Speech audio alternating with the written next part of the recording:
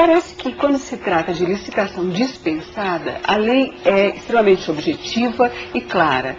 E ouvindo assim, licitação dispensável, parece que se deixa aí uma certa condicionante ao administrador público. Ele poderá ou não, ou dependendo de alguns critérios, parece que esse dispensável soa como poder ou não fazer. É isso ou a lei também tem aí um elenco de condições bem objetivas? Efetivamente, quando a lei trata da licitação dispensável, ela dá liberdade. O administrador público ele não pode querer, por exemplo, a título de interpretação, criar outras hipóteses que não expressamente indicadas no artigo 24. Agora, mesmo que, por exemplo, ele decida adquirir um bem no valor de R$5.000, pela Lei 8666, bens avaliados em até R$8.000 não necessitam de licitação, porque se enquadram em uma das hipóteses do artigo 24 como licitação dispensável. Então, eu sou administrador, decido adquirir um bem no valor de R$5.000. Preciso fazer licitação? Não. Por quê? Porque o artigo 24 diz que, em função do pequeno valor, a licitação é dispensável.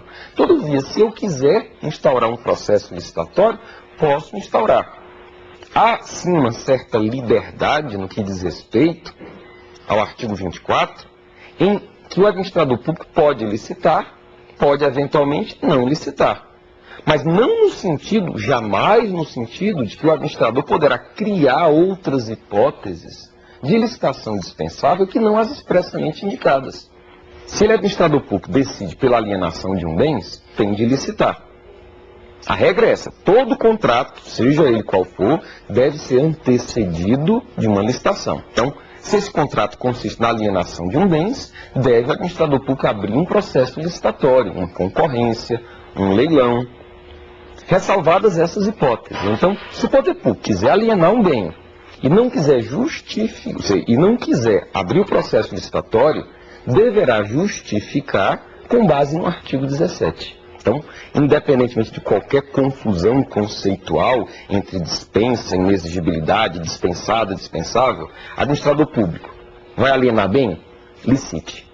Para não licitar, ele terá de conhecer o artigo 17 da Lei 8666 e enquadrar aquela hipótese concreta em uma das situações indicadas do artigo 17, de licitação dispensada.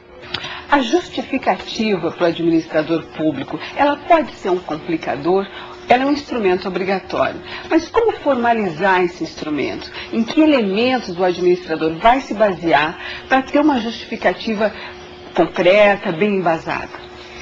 O administrador público deve ter a consciência de que quando ele celebra um contrato, ele está aplicando recursos públicos. Então precisa prestar contas, precisa permitir a fiscalização. Daí a necessidade, sim, de uma formalização. Sempre que o administrador contratar sem licitação, ele vai ter de abrir um processo.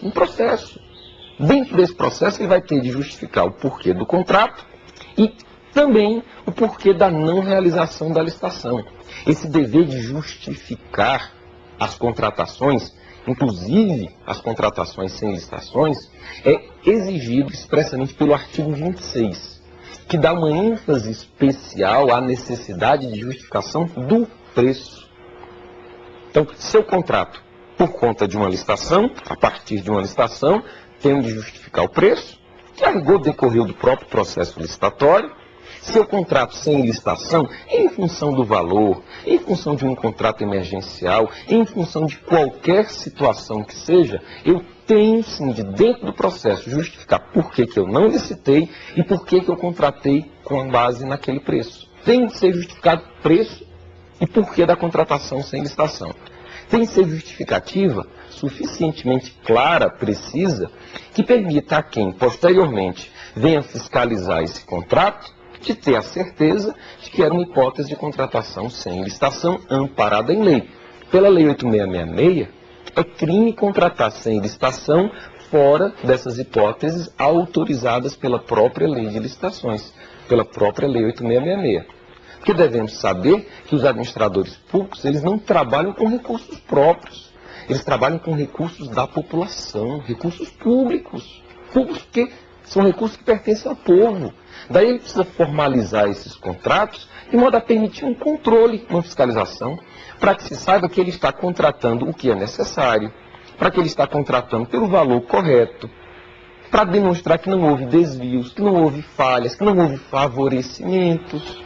Doutor Lucas, obrigada pela entrevista mais uma vez e até o nosso próximo encontro. Eu que mais uma vez agradeço a oportunidade de colaborar com esse processo muito importante desenvolvido pelo Instituto Legislativo Brasileiro, do Senado Federal, que permite aos administradores públicos terem condições, terem conhecimentos de melhor conduzir suas contratações. Você continua com a programação da TV Senado. No próximo encontro, semana que vem, nós estaremos novamente com o Dr. Lucas Rocha Furtado falando sobre licitações, essa produção do Instituto Legislativo Brasileiro. Obrigada.